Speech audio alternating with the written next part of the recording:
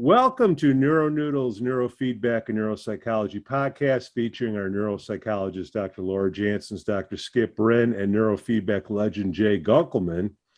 Our goal is to promote options for better mental health. Specifically, we focus on the objective data you can receive from a brain map and the positive results of training with neurofeedback. This is an all-star cast that are more than happy to share their knowledge with you. Please give us 5 stars on Apple Podcasts, subscribe to our YouTube channel. Hey, and buy us a cup of coffee on Patreon. Be a supporter of the show, get early content, behind the scenes action, as well as partake in our members only NeuroNoodle Network meeting. Hey, if they can't hear us, we can't help them. Again, please give us 5 stars on Apple Podcasts. If you're not a subscriber, visit neuronoodle.com to sign up for our newsletter. My name is Pete, and today we have on the show Dr. Andrew Hill, founder of Peak Brain Institute. Thanks for having me. Oh, thanks for coming on, Doctor. Now, we were introduced to you from Dr. Sanderson out in California with Miramar. She does a lot of great work with dementia. How do you know Dr. Sanderson? I mean, I think just tangentially, the field of neurofeedback, as you guys certainly know, is pretty small and a little bit self-referential. I mean, I doubt there's even 5,000 people in the US who are sort of at a high level clinically doing this anymore.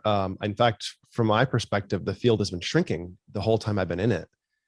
I mean, I'm relatively young in the field. A lot of my mentors are aging out and or dying, and I'm sort of seeing the field shrink a little bit. And Dr. Sanderson is another one of these. Actually, I'm not sure when she went into the field, but she seems to be the same sort of generation younger a little bit, like I am. And I came into the field sort of being aware of her, but just a tangential professional relationship. Yeah. Got it. And then Jay, we had the passing of Joe Castellano. I didn't know him, but you sure did. I'm sure everybody else did. Can you touch on that? Sure. He just had his birthday a few weeks ago, turned 49. So it was a precipitous, unexpected occurrence, and he will be added to the list of the Remembrance event, which is this Friday at 4:15 Pacific, 6:15 Central Time. If you go to aapb.org, you'll be able to find a link. You need to register for it to get a Zoom invite to the event. But as Andrew's pointed out, the F1 generation of the field is long in the tooth, and it's an aging field. We do have wonderful students. The field, I've been fostering students as best I can for the last 20 plus years. I've auctioned off this beard to the total of $17,000 for student funds. People shave it off into funny various forms. But just as an indication, Stu Donaldson has passed. Stu was foundationally involved in the EMG feedback. He had added EEG as well later in his career, but he was well known for EMG biofeedback, muscle biofeedback. Les Femi, who taught open focus, alpha style training, 5-channel phase sensitive feedback back in the 70s. Joe Castellano, obviously F1 himself, the founder of alpha as a thing that you could feed back and be sensitive to, as well as potentially control operantly, or with systems theory, there's arguments as to what the mechanism is. Larry Klein, one of the original manufacturing promoters in the field, Thought Technologies co-founder, started the Biofeedback Federation in Europe, the foundation over there, which has been going as an educational body for many decades.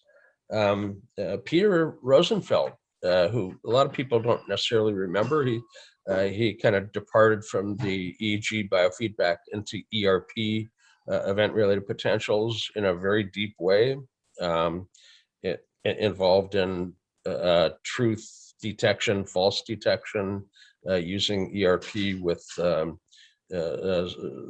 of the national security folks even. Michael Thompson, a clinical person and a dear friend. He passed the ADHD Center in Canada. His wife Linda still operates, but it's been a tragic loss with him passing. The heart rate variability founder is a Russian. If it weren't for him, HRV wouldn't be present in the United States. He brought HRV that they had done with the cosmonauts and peak performers, high altitude climbers and things like that. God, I can't even say his damn name, but Avegny, Elsa Baer, who did frontal alpha asymmetry training for depression. Nancy Moss isn't a person in the field, but Don Moss is her husband, and Nancy just passed a couple of days ago. And now I hear from Andrew that Aaron Zeidel, professor at UCLA, who was open to doing neurofeedback at UCLA for grad students, and goodness, maybe 20 years ago or so, I referred Andrew there as a potential spot for him to do his PhD. So, again, there's a lot of people that have passed, and the Remembrance Service Friday is, I think, going to be overflowing. And obviously, the most recent, the tragic passing of Joe Castellano. Anyway, it's joyous to remember them. It's tragic to have lost them. Yeah. Thanks, Jay. So Dr. Hill, please tell us about your business, Peak Performance. How long you've been in business? Give us a little background on that. Sure. So our company, Peak Brain Institute, has been around for coming up on 6 years in a couple of months. And we are, it's my second neurofeedback company. I ran another one for a few years that was focused on addiction. And as we outgrew the addiction space, basically because we were working with all brains, we sort of broke off into another company. And Peak Brain, I'm not a psychologist, unlike almost everyone in the field has a therapeutic focus. Not everyone, as you guys know, but the general field is therapists, social workers, psychologists, nurses, people working in a therapeutic context for the most part, with the transference and the container, so to speak, with their clients. And I sort of felt like a lot of what we do is closer to fitness. And so I started a company who is trying to provide education and facilitation of the process of neurofeedback, but without it being a therapy process. So I call it functional neuroscience, which sort of sits between fitness, medicine, and psychology. And it uses tools from all three. But instead of it being a process of, brain mapping like many of us do and saying, here's what's wrong, I'll treat you. It's a process of, great, here's a brain map. Here's what they can show. What do you think? Where are your goals? What do you think's interesting? And Peak Brain tends to provide education around QEEGs, around brain mapping for the individual, and teach them to understand themselves from the maps and from attention testing. And then we can often help them achieve certain performance goals. And because I have a broad experience clinically across different areas of complaint, I've done a lot of work with autism, a lot of work with addiction. But over the past decade, we've really moved more into peak performance and high level performers. So, I still have a third of my clients are kids with autism, people with seizures, people with brain injuries, mold, Lyme, COVID. I see a huge amount of post-COVID brain stuff these days. But about a third of my clients are the highest performers in the world. Your favorite athletes, your favorite TV stars who are, trying to handle their stress. And then, of course, the other third is all the rest of us, those of us with brains that might need some support or optimization in sleep, stress, and attention. But peak brain tends to do things a little differently because we operate outside of the therapy context.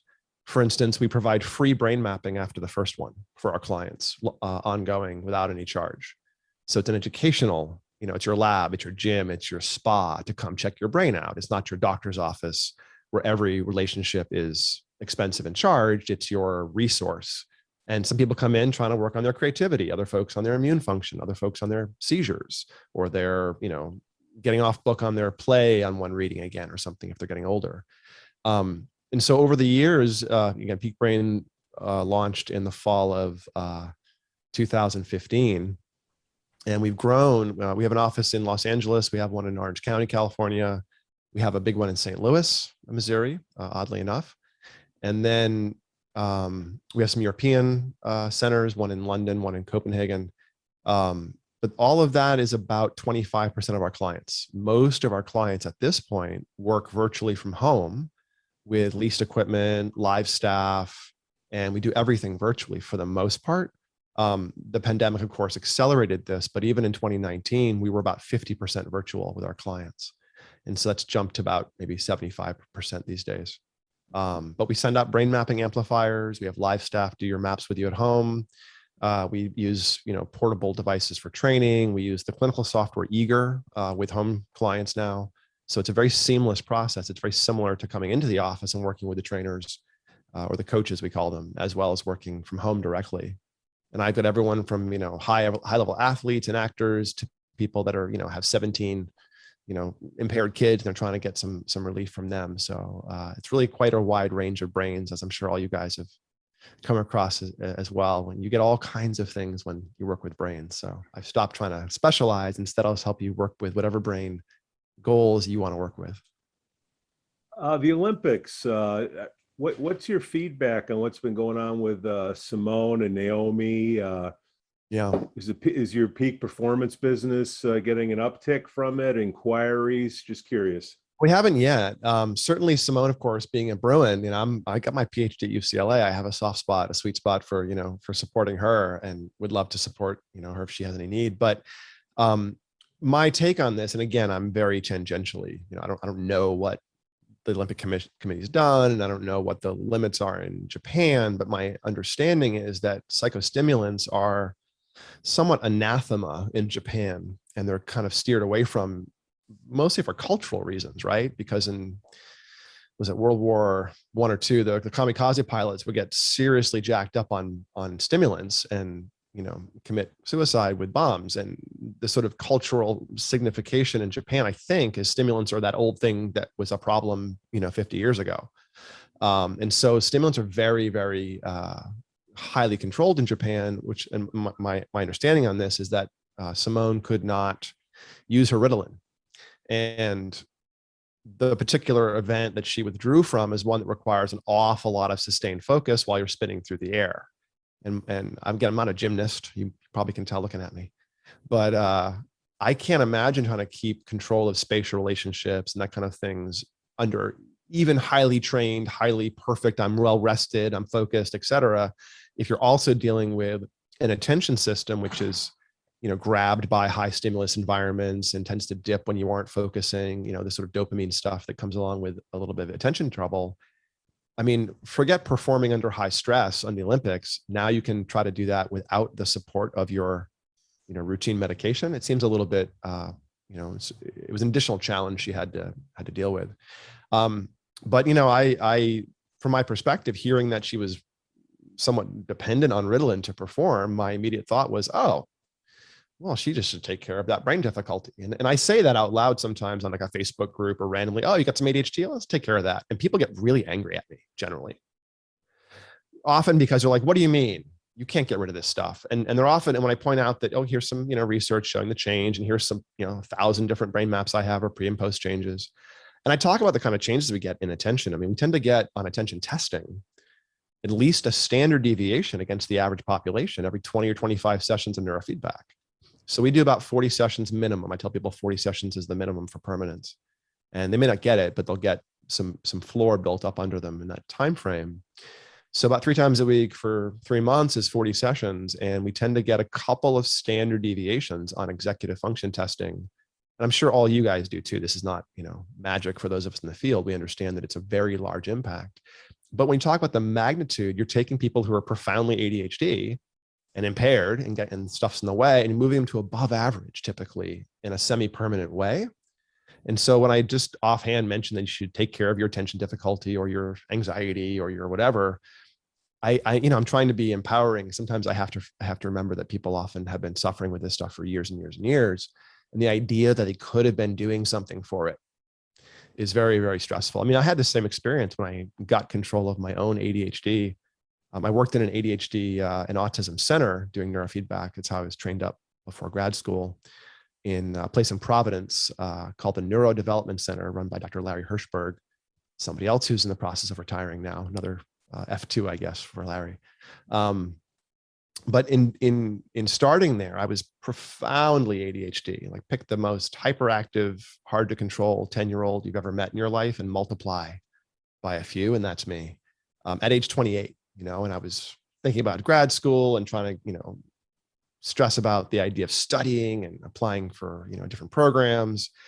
And of course, when you're out of undergrad and into grad school, so much more of your work is self-directed, delayed gratification stuff. So when you spend several years doing research and writing papers, it's not the most ADHD friendly environment because there's not much immediate, reward that comes in to keep you dragging through the slog.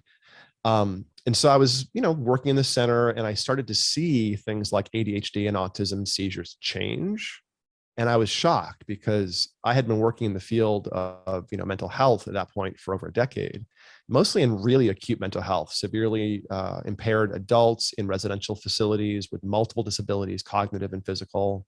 I learned tactile signs so I could deal with people, individual people, and I had to learn different sign for each person because they had very limited, pidgin language themselves. And then I worked inpatient with dual diagnosis with drug and alcohol, and I worked in gerontology units and psychiatric, and just saw people at the absolute edge of human resources getting pinched and falling over. And then the developmental stuff at the end of life and the early of life would both, be an inflection there.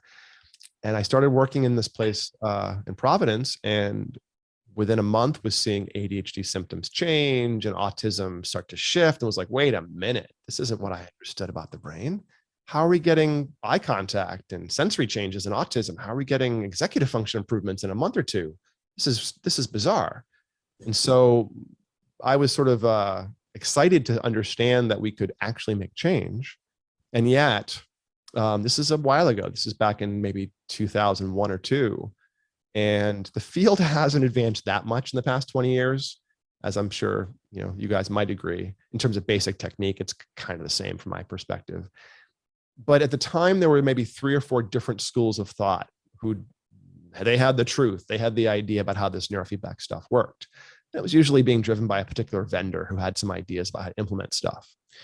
But the field was full of people with fairly vitriolic arguments about this is the way to do it. No, it works this way. You have to use brain maps. No, you can't use brain maps. And it was a growing, schism across different aspects of the field about what was happening, how it works, if it was voluntary, if it required, all kinds of different techniques. And, it sort of struck me as a little bit silly because A, there were lots of egos involved, but B, all of those schools of thought were getting good results, better results than is considered conventionally possible in psychiatry. So instead of, any one of those schools of thought having the truth, it sort of struck me as what I call a blind men and elephant situation. We all get a little piece of truth and we're describing it, but no one really has the overall perspective. So I hung out and did my own neurofeedback and did about 18 sessions and essentially eliminated, what was fairly profound ADHD for myself. And that sort of gave me the freedom and the excitement and the encouragement and the resources to then go and, get into grad school. And of course I went to UCLA and did some, neurofeedback research there and tried to push the field a little bit. But then on the far side of that, this was in the early 2000s when the grad student landscape was shifting a little bit. When I started grad school in 2005, all my peers were getting postdocs. And when I finished grad school in 2011, 2012, none of my peers were getting postdocs anymore. The competition was so high, the funding was so low. And so I decided to move into the business world instead of the, sort of academic postdoc world. And I have a cognitive neuroscience PhD. So I'm not a psychologist, I'm not a clinical clinician. I'm a research scientist, basically. And I wanted to find ways to take the cog neuro stuff and bring it into the individual agency, provide the person the freedom, the power, the agency to take control of their brain. Mostly because I saw that neurofeedback was an agency building technique. It took whatever the diagnosis was, whatever the problem was, and even if we don't understand brains perfectly, looking at a brain map, looking at symptoms, looking at performance, you can demystify these things to some extent in a way that's often not true in other aspects of mental health. So showing someone their trauma, their posterior cingulate up, or their anterior cingulate being obsessive, or their temporoparietal junction being hot, producing social and sensory issues, was incredibly freeing for people to go, oh my gosh, my tinnitus you're seeing, oh, it's real. People haven't been believing me. Oh my gosh, it's real. Thank you. And I started having this experience where clients would lose the stigma, lose the frustration, lose the guilt, because suddenly they could see. It's like if I showed you your broken shoulder on an x-ray, you'd understand it. You wouldn't normally be angry at your shoulder before that though, right? You might be frustrated, but you wouldn't be like, oh, my shoulder, oh, I'm so weak, my shoulder's broken. But we do that with our brains. And so a lot of my mission here is to teach people about these modular aspects of the brain that can support attention, stress, sleep, mood in a way that is then tractable, that you can then take control over. So that's really the mission statement, so to speak, of Peak Brain, is this agency providing thing. And we draw from the tools of psychology, medicine, and fitness, but we're kind of not really any of those things for people. So I'm on the business side of things. This is going to be my last question. It's a question from the parents out there. What do you tell the people that come into Peak Brain, the parents? Because the Olympics, Naomi, Simone, they're like, what should I do for my kids? Do you suggest when they have to go in and get their physical, do you suggest getting a brain map before the season every couple of years? Like what do you tell the parents out there? Because once they get a knock to the noggin, right. How do they know you don't have a baseline? What are your thoughts on that? And then Dr. Laura, Dr. Skip, Jay, take over. So I tend to talk to parents when kids are either in crisis or when the parents are focused on the kid's performance. So they're either a kid is a soccer player, they are an athlete, they are a gymnast or something, or they have some autism, they have a seizure, they have something else going on. So either they're walking in with an identified complaint, oh, my kid's having more seizures, oh, my kid is getting in trouble in school, or they're sort of like coming in from a broad perspective, and the kid may have some history, may have some concussions, may be a soccer player, may have an eating disorder, whatever. In the case of concussions, in the case of wear and tear, what I often tell people is you can't tell if there's a concussion in the brain using brain mapping. You can tell there's brain fog. You can look at coarse phenomena. You can say, oh, look, there's extra delta. Oh, your alpha waves are slow. But you won't know if someone's built that way, if they acquired that through wear and tear. And you don't always know if it's a problem. When I tell people, when looking at brain maps, it's plausible. You don't know it's true. And then if it fits, okay, well, now it's actionable, probably. And you can test it. So I'm always about providing agency and ways to make intervention, less about understanding what has happened. I joke, if you want answers, go see a doctor. You want questions, come see a scientist. We have questions for you. But doctors' answers aren't always legit or aren't always satisfying, especially in mental health. People get categorized, they get labeled, they have the agency taken away.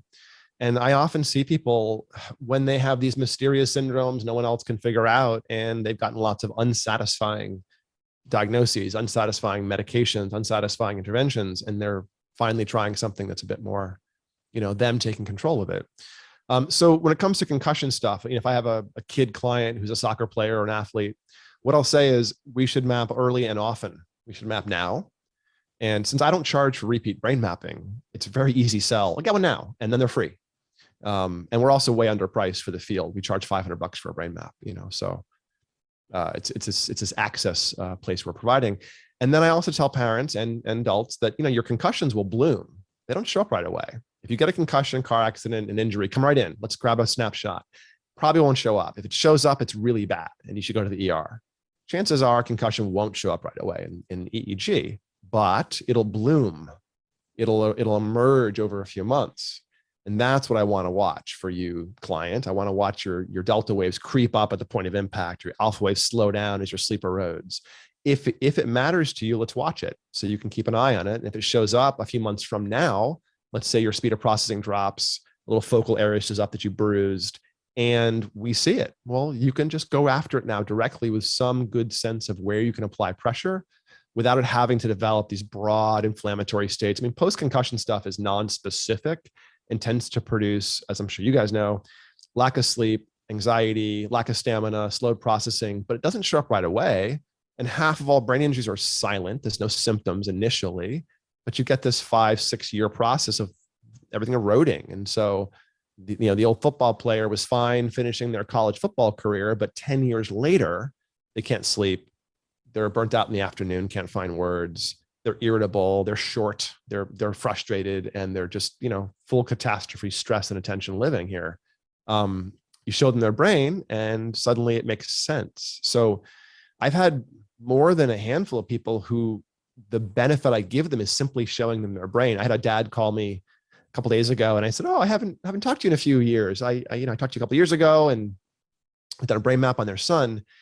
And the son didn't actually start training, which is a little unusual. Usually people see their brain, they're like, oh, wow. Oh yeah. Let's work on that. But this kid looked at his brain and I sort of said, well, look, there's some attention difficulty, but look at how powerful you are. And look at all this amazing ability to see patterns and look how fast your processing speed is. And I always give this like resource description, not a diagnostic. So I kind of broke apart the positives and the negatives in this kid's attention performance as he headed into college. And it was enough of a validation that he decided it was time to organize his time and structure his life and everything else, and soared successfully in undergrad simply by seeing that he had some resources on the ball that changed his perspective on ADHD for him away from the diagnostic, category into the more nuanced resources he was actually dealing with. And I gave him some coaching around, oh, look, your auditory system doesn't alert very well. What your visual system does, sit in the front of the class. When you're studying, play loud music with no lyrics. And those two things will hack around the weakness and help you activate your brain. And he used these things to successfully then move through, understanding himself. And we never did neurofeedback. And it was enough to point at the brain and educate people. So I like doing that. And in some ways, my job is done once I teach you a little bit about yourself, and then you can decide, if there's interventions you want to pursue. Dr. Laura? Yeah, hi. Good morning, Andrew. I was caught by one of the first things you said about seems like the field is shrinking or maybe not growing. And just curious about your understanding of why that could be. And then another kind of same question, that if you were to start a neurofeedback practice now, 2021, we're post-COVID, what would the approach be? Is there anything different you would do? And I guess just kind of curious if you would speak to kind of the future of neurofeedback. Mm-hmm. I would say, to answer the first question, I think the field is shrinking because the skill sets required to do neurofeedback are not trivial. My mentor in the field, my first boss, Larry Hirschberg, he's a clinical psychologist, a psychodynamic Freudian type psychologist, but he was also had to be a Windows expert and an EEG expert and a brain mapping expert, and taught some physiology at Brown. Like by the time he was done his career, I think Larry's retiring right now, he had developed skill sets, broad skill sets in a lot of different domains, powerfully, really deep knowledge. And that's a little unusual for the clinical professional who wants to niche down and specialize in the population they care about with the tools that work for that population, and then provide a lot of change. And most people in the field of neurofeedback started off doing something different.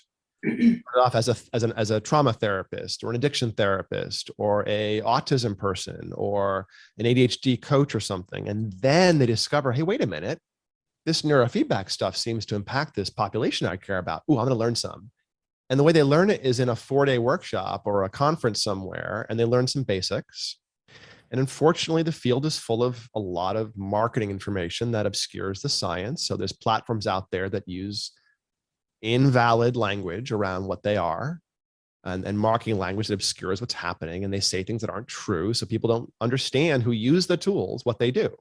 And so you have people who are sort of like punching buttons on black boxes and using recipe books and clinical lore, and can navigate their way through one type of brain challenge successfully and effectively with one set of tools. That's most of the field, I would argue.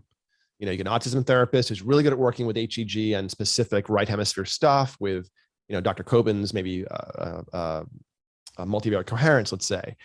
But you can't then work with trauma necessarily, you know, psychiatric trauma necessarily. It's a different skill set. So that's been a difficult adjustment for individuals in the field to develop enough skills. And what tends to happen is people will niche down into the skill sets they enjoy and work with clients they can make success with, and that's it. And then those people will scale up their personal bandwidth the way a therapist will, which is like 20 people, 30 people, right? That's the roster. That's the census of a therapist, is 20 or 30 people. When I was working for Dr. Hirschberg, when we had busy weeks, it was, you know, 50 to 100 sessions in the office. That was a busy week, a very busy week. It was great. But Dr. Hirschberg Center is one of the larger ones in the country, with multiple stations running. When I was working there, we had 8 stations running continuously. It was amazing.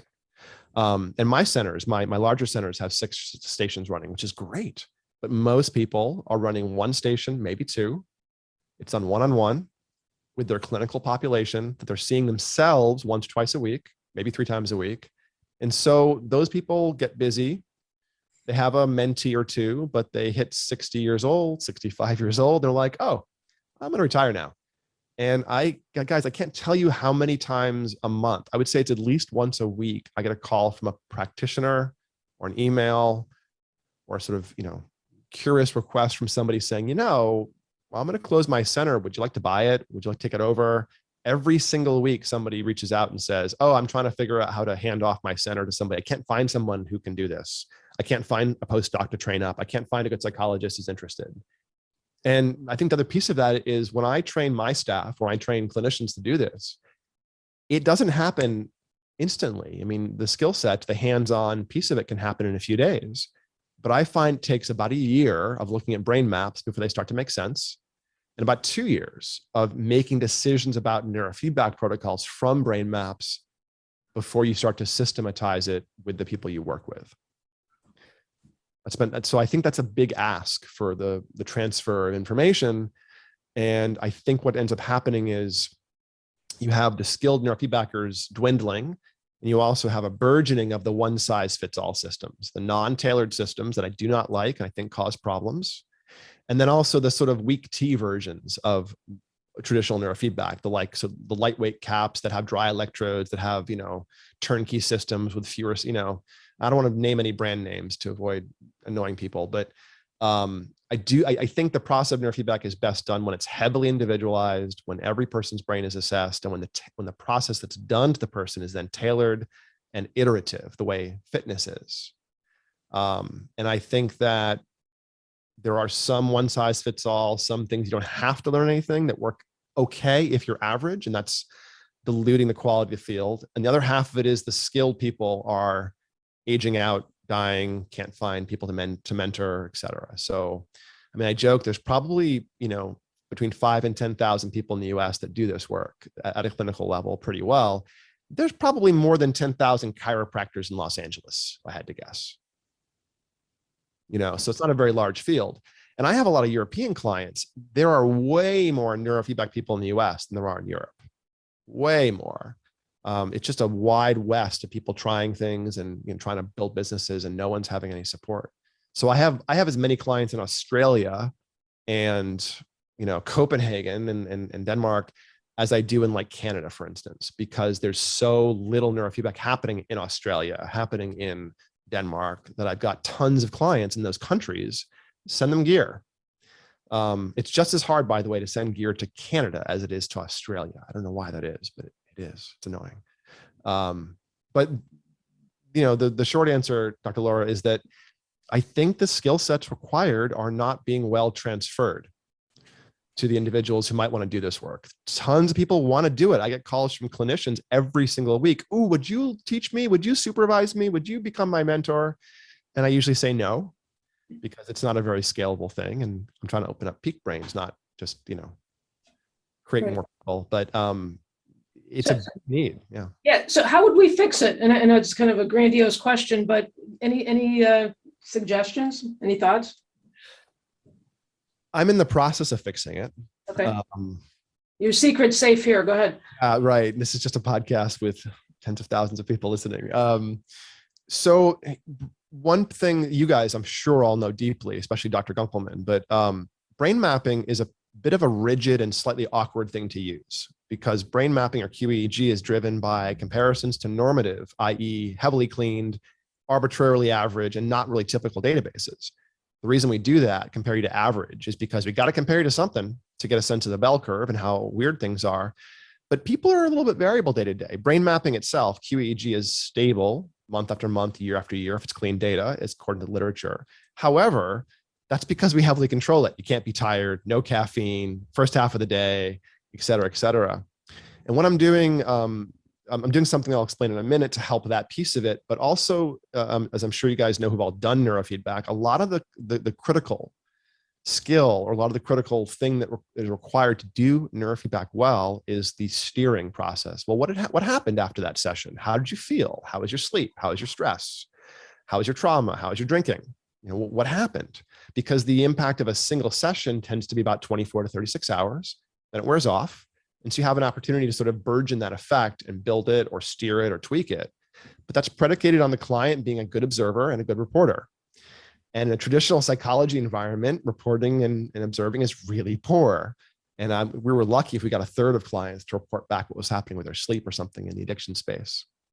So I've built a system to ping people periodically about their sleep, their stress, their day, their mood, and aggregate that survey data back into their training logs. So I've cobbled together software to collect all the neurofeedback sessions, all the brain mapping data, all the attention test data, all the things we're trying for neurofeedback, and all the survey results, so that people like me who have the domain expertise, if you will, of brain training, can look at the brain map, can look at the result, can look at the history, just like all the clinicians do.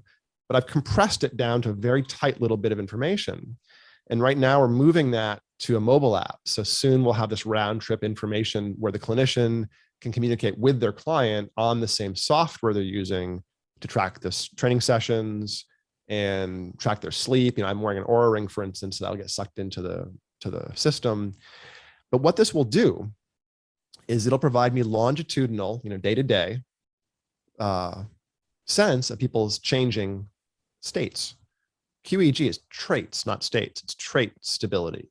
But against the states, caffeine, fatigue, trauma, medications, whatever, if I'm tracking that across a month, the variability day to day, month to month, week to week, across people's different major subjective resources, and then occasionally brain mapping, what we're going to be able to do is essentially create a wild type database for QEEGs instead of a normative database. So the normative databases are several thousand people. You have to hit about 3,000 people roughly to approach the shape of a normal population, of an average population, when it's heavily cleaned.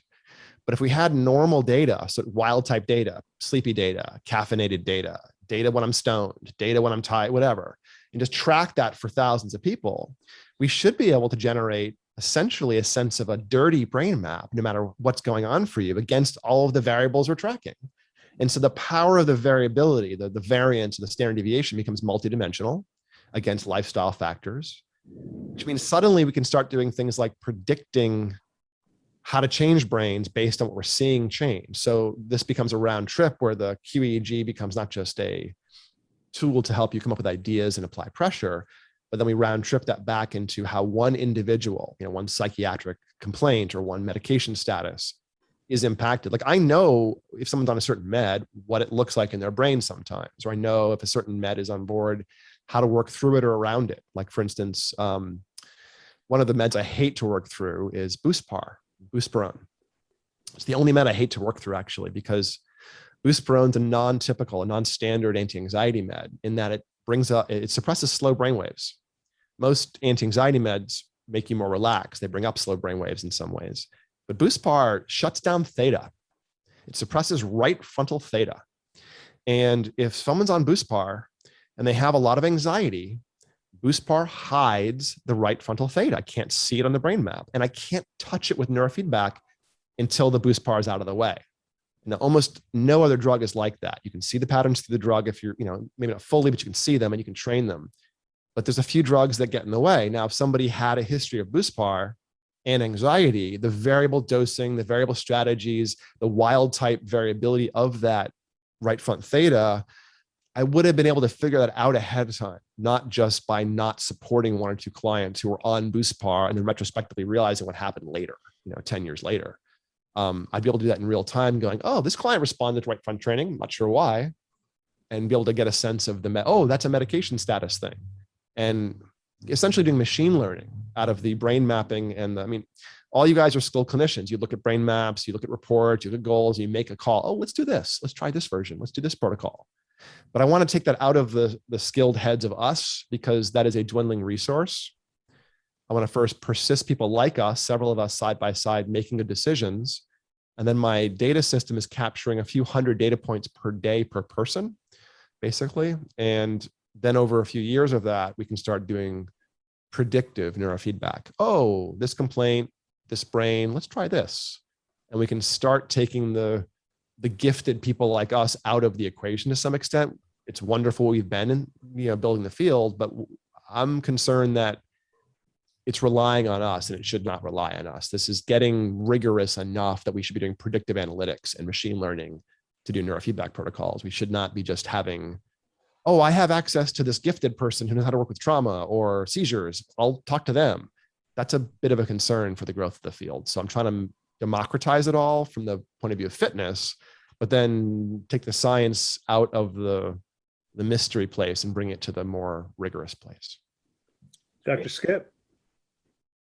Thanks, Pete. Hey, Andrew, so you mentioned not being a clinician and kind of steering away from maybe the more therapeutic aspects of it. And this is a little tongue in cheek, but your description of that conversation you have with folks when you show them how their brain works, my experience is that's incredibly impactful and profound for people to see that, almost a paradigm shift, right?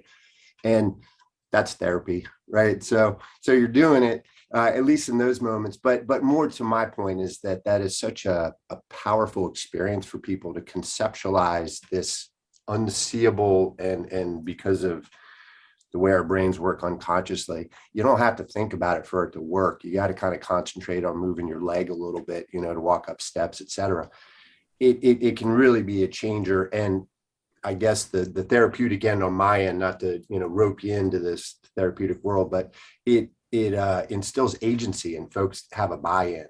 And that changes things, whether you're doing neurofeedback or not, my experience, right? Once you get folks, invested in doing this, whatever this is, that's an agency for change too, right? It just affects people's involvement in things. But so just a comment, but the question, I had a couple, and if you can get both, that's fine. But man, I was intrigued by this idea of concussions blooming and what you might be able to tell us from your experience and even, literature that you guys are collecting on your end.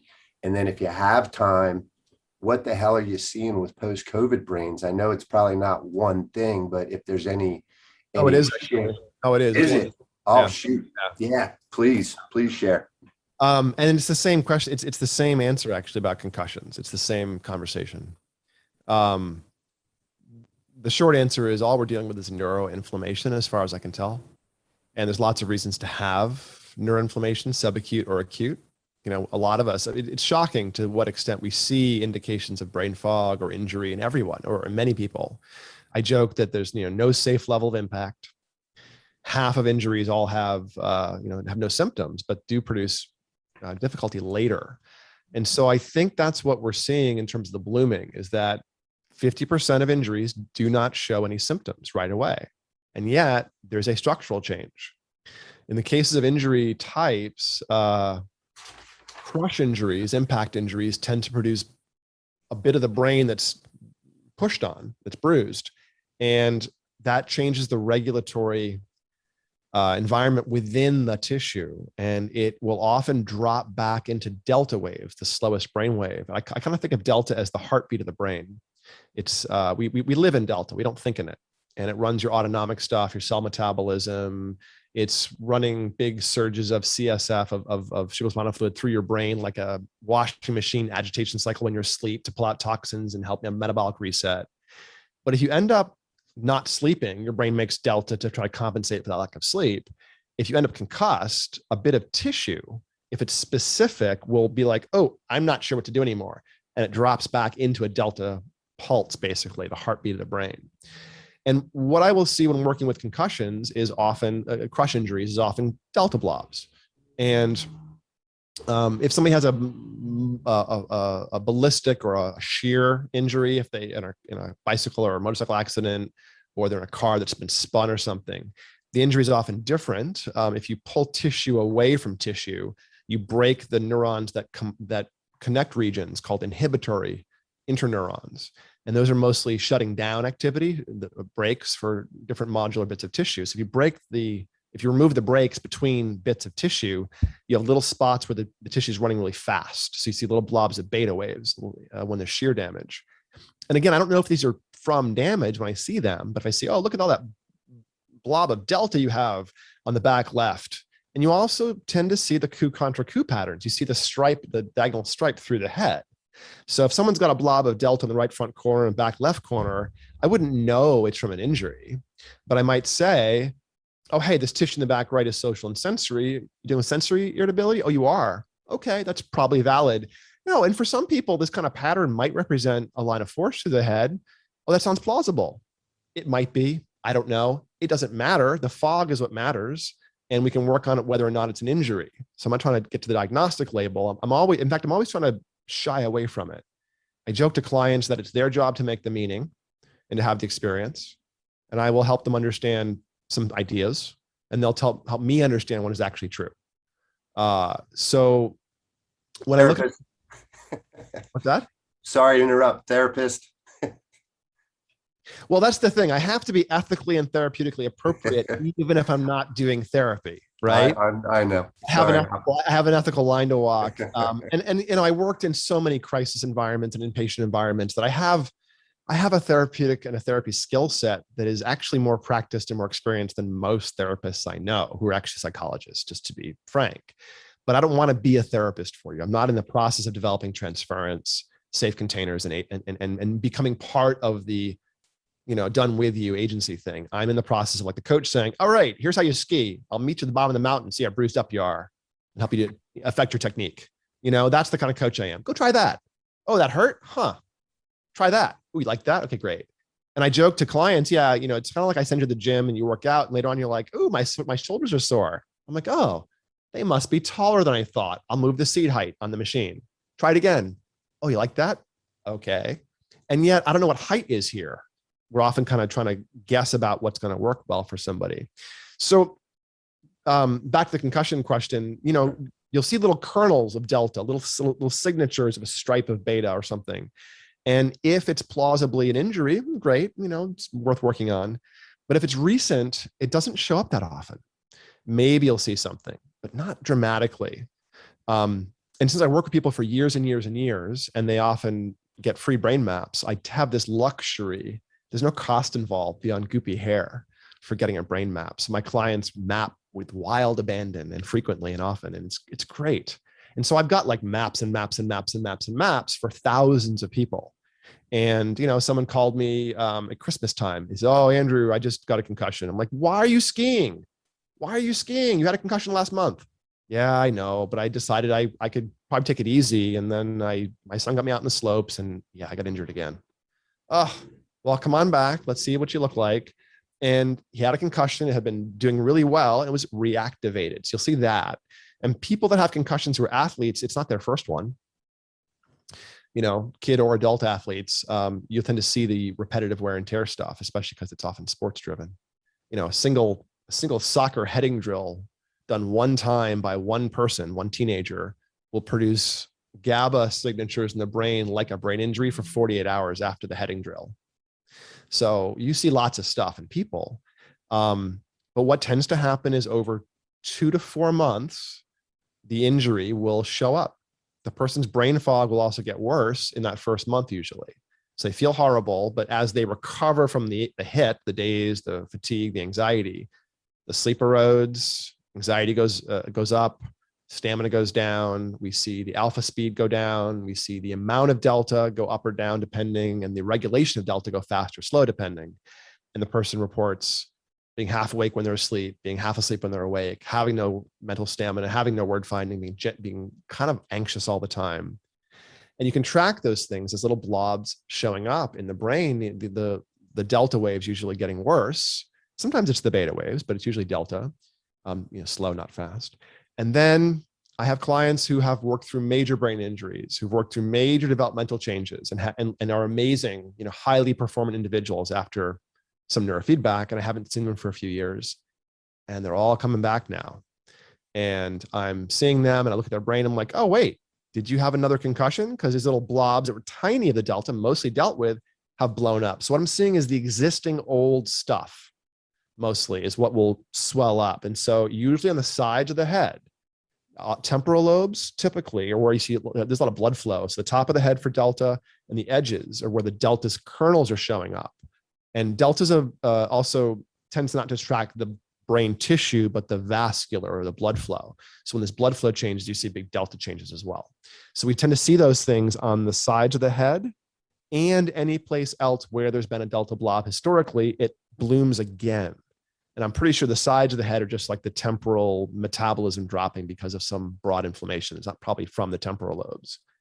But people are reporting all the same post-concussive symptoms they report, from concussions after COVID now. So, and even after vaccines, and sometimes people are having second and tertiary infections and having the same kind of brain fog afterwards. So it's a very strange phenomenon. I have seen a couple folks have gotten vaccinated and have their post-COVID fog go away with the vaccine too, which is interesting. The vaccine causes the brain to deal with the inflammatory milieu, and it addresses it sometimes. So, but it just gives people some perspective on this stuff. Again, I'm never telling them, here's what's true. I'm saying, here's what's plausible. What do you think? And they tend to make the meaning, oh yeah, that's my COVID. Okay. Oh yeah, that's my old football injury. Okay. Let's see what happens if we lean on it. And so they end up having the second, third, fourth brain map. That's the place where they make the meaning, and that's what they get excited, and they've made some change, and et cetera. So. Thanks. Yeah. I'm sorry. So quick Andrew, one. Andrew, we've got an agreement that the old people in the field are getting old and retiring or passing. That's obvious. But I have a little bit of a different perspective in that I do think that the field is expanding. Back when I referred you to UCLA as a location to go to do a PhD that wouldn't kill your career by asking to do a PhD dissertation in neurofeedback. Now I could point to a dozen here in the United States. I can point to them all over the world. Yep.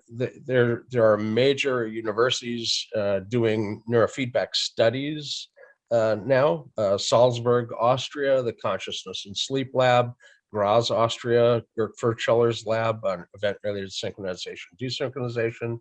Griselier is retired, but you can get a PhD in the area of neurofeedback in London, Open University, and Royal College of Medicine. The opportunity to actually enter the field is burgeoning. I would agree, but it's also not. I mean, the number of people who can actually, execute and do it well isn't increasing. Yeah. I would say I agree, though. I was in grad school, UCLA, arguably the best psychology school in the world, arguably. Tends to rate that way. And my first year there, as I was applying to grad school, I think you had the conversation. I had to be careful mentioning the words biofeedback and neurofeedback, or I got eye rolls in interviews. Yep.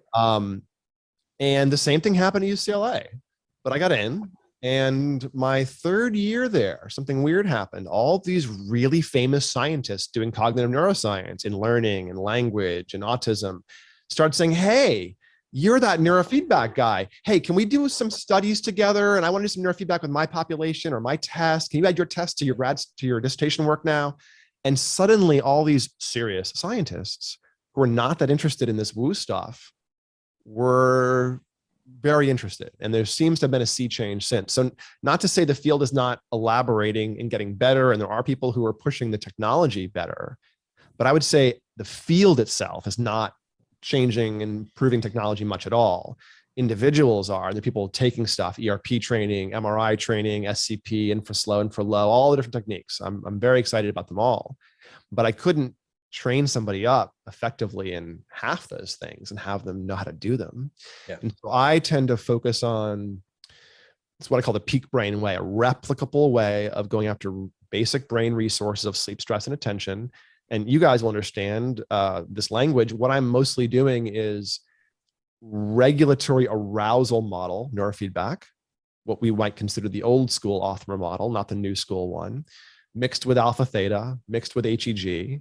And then I'm a laterality scientist, of course, working with Dr. Zeidel. So I have a laterality, left-right hemisphere, and a developmental psychologist perspective on autism and ADHD. So I took this arousal model that the Othmers helped promulgate, and I reframed it into a laterality model while working at UCLA, essentially. And then I tested, you guys can read my dissertation if you're curious, I tested how to measure attention in each hemisphere of the brain separately and validated some of this ideas. I mean, you've all trained SMR, beta, and you know that there's some hemispheric differences. Well, I built a whole system of neurofeedback around those differences, both assessing them at the actual hemispheric level, as well as, balancing the things we do the way you do in personal training. You do some alpha and some beta to get you relaxed and focused kind of thing, but I'm not trying to be the absolute 100% cutting edge, most impactful bit of neurofeedback for one person. I'm trying to be the most accessible, most impactful neurofeedback for as many people as possible. And to some extent, I'm regularizing SMR, alpha, theta, and HEG into a set of 30 or 40 different protocols to address 30 or 40 different classic brain pattern goals. And then people end up becoming more nuanced within that relationship themselves. And they often have a therapist. They're often dealing with their anxiety or trauma with their therapist while working on their brain. But it gives them a tool set they can bring to bear. And I can do that for, I think right now we have 175 clients or something active who are actively training. I could not do 175 people as a therapist in an office. Couldn't come close to that, 10% of that. But, I'm going to spend a half an hour after this podcast doing all the case management for the day for my Los Angeles office. And my remote coaches will be touching base with me each for half an hour today with their own individual rosters of 20 clients. And they'll then go forth and say, oh, hey, Joe, Dr. Hill today, and we thought you might want to do this protocol set this week. We adjusted these protocols, and let's schedule some time later on to find a new site in your head. So they can do that. And the client's experience of it is very different than having it done to them if they've actually been sticking wires to their head. And to your point, if you take someone who has trauma or anxiety or tinnitus or something that's really overwhelming and really disempowering, and you give them a little bit of change that they've accomplished, 10% of their goals, let's say, that 10% of movement that they have worked on in a domain that they've normally, typically, historically been out of control in, is sometimes like you've done most of the work. A little bit of change in trauma, a little bit of change in OCD or PTSD, and it's like, oh my God, I'm amazing. I feel so good now. Yeah, but you've only done a month and a half of training. Like I give free service to veterans, as part of the Homecoming for Veterans program. And these guys come in severely traumatized sometimes. And 20 sessions in, they're like, hey, doc, I'm feeling great. Am I done? I'm like, well, I'm glad you're feeling great, but I'm still seeing trauma stuff in their brain and their sleep isn't great. But it's come so far in a couple of months from where it used to be that they think they're all better, so to speak. And that happens when you start to take control of your own brain. I'm not sure what the metaphor is, but those gym bros who get so swole they can't drop their arms. Once they realize how easy it is to get big pecs and arms, they just do it. And that happens with neurofeedback sometimes when it's not a therapy modality, when it's more under your control. And so I joke, if you walk into Equinox or Gold's Gym, everyone's got their abs hanging out. All the staff is, flexing and pumping. But if you walk into a peak brain office, they all have their good listening skills and kindness hanging out. It's really weird. All my 20 something and 30 something staff have this vibe like they're 95-year-old meditators. They're super well adjusted and calm and low key. because they sit around and train their brains for fitness and performance, not because there's anything wrong with them per se. And I think that we're, doing a disservice to the most of people who don't do neurofeedback. I point out sometimes people that 50 years ago, when our parents were, younger, there were no gyms. There were no gyms in the country. You couldn't go to the gym in the 40s. Couldn't do it. There was, what do you mean? A gym, a gymnasium? What do you mean? A place to work out? Huh? Go for a walk, go for a run, lift some heavy things, lift some hay. Well, nowadays we have gyms in every single corner. Well, I think the brain gym, taking control of cognitive and physiological mental health, so to speak, is the next iteration of that. And that's what I'm trying to do is give people the same degree of control that they might have over their abs or their back pain, over their trauma response or their speed of processing or their impulsivity. Because as you guys know, those things are completely tractable for change. So. Amen, Dr. Hill. Thanks. What's the best way for people to get a hold of you? Is peakbraininstitute.com? Is that the best URL? Peakbraininstitute.com is the website. All of our socials are at Peak-Brain LA. LA, got it. Peak-Brain LA is all the social media. And if folks want to watch my baking adventures, that's just Andrew Hill, PhD. It's mostly just food. I just bake Baking adventures. Got it. So. Okay. Any recommendations for somebody to come on the show next? Dr. Sanderson tagged you. Don't need the answer now. If you email me later, we'll let you go. But the West Coast has been giving us some great content. You guys rock out there. Yeah, you might want to talk to Dr. Licata, actually. Okay. I mentored him. I trained him up in neurofeedback. Vital Head and Spine, VITAL, Vital Head and Spine in Pasadena. Dr. Giancarlo Licata, Licata. I think, Jay, you know him, right? You were talking to him yesterday. He's a sweetheart. I trained him up initially in eager and brain mapping, and then he's, now off learning from better people like Jay. But he might be a good person because he's a NUCA practitioner, upper cervical guy who came into neurofeedback from that direction and has doubled down and just doing neurofeedback now. So he might be a nice person, one of the chiropractor types who's come in and discovered this and then essentially become now a full brain guy instead of a chiropractor because of what he sees with the brain injury populations he works with. It's a very different relationship when it's neurofeedback instead of the NUCA stuff. So he might be a good person to tap. He's also very well-spoken. So a good. Outstanding. Well, Dr. Hill, thank you so much for coming on the show. My pleasure, folks. Nice to see you all today. Thanks for having me. Thank you, Andrew. Jay, Dr. Hill, you guys can split or hang out. We're going to do some housekeeping here, and then we're going to bring you back, Dr. Hill. You're definitely every 3 months at least. Happy to. And there's other things. I don't know what kind of content you guys do, but I have a lot of touches into the nootropic and biohacker world. I'm kind of a minor celebrity in that world. So all the nootropics, all the weird stuff that all the weird people are doing is stuff that I tend to touch. So if you wanted to talk about hacking the glucose to ketone index for brain injuries, Dr. Skip, for instance, or other stuff like that, I tend to do a lot of those things, and it might be other content that isn't just another, neurofeedback. Right. For you. So feel free to tap me for other things. Just let me, give me some sense. Oh, don't worry. Look in your junk file someday. All right, we'll do. All right, nice seeing you all. Have a great day. Take care. All right, Thank you, Andrew. Bye-bye. Thank you. Dr. Laura, you got Yes. what's that little bottle you got there? Yeah, speaking of neuro hacking, neurotropic things, Ars Coso sent us out a bottle of pre-post biotic, and my job a couple of weeks ago was to try it out. Okay. And so what did I do? I did not try it out, and I'm here to try it out right now. I'm going to pour.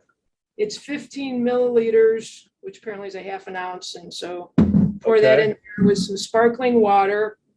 It's pretty viscous. It is the color of whiskey, but smells like vegetables, fruits. It smells like raisins, I guess. So I'm going to take a sip, and I'm waiting for to the end of the show to try this because it's designed to be a cleanse. So Thumbs up. Yeah. So if we see running away from the screen, No EMTs standing by or anything. No. I think It has nothing to do with this, but yeah, it actually tastes really good. Yeah. You want to act like you're drinking it again because you kind of froze out there. So viscous. Flavor. Yeah, it's viscous. It's kind of the viscosity of motor oil, but it tastes like raisins. So it's actually a very good drink. So highly recommend the taste of it, and I'll try to give you not too much TMI next time, but All right. I'll let you know. Well, let us know how it all comes out. Your screen froze, but I didn't No. see you turn green or nothing. No fun, huh? Yeah. All right, that's our Ars Coso report. I think Dr. Laura had to go to the bathroom. It'll unfreeze your insides. Okay, we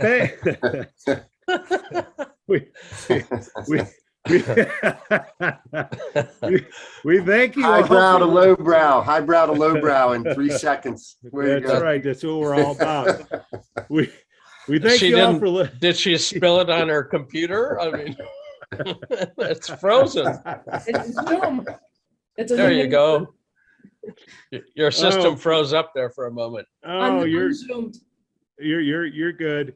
We thank you all for listening to NeuroNoodle's Neurofeedback and Neuropsychology podcast. The contact info for everyone is located in the podcast notes below. If you have an idea for a topic, reach out to me, Pete, at neuronoodle.com, or leave us a voicemail with the link in the podcast notes.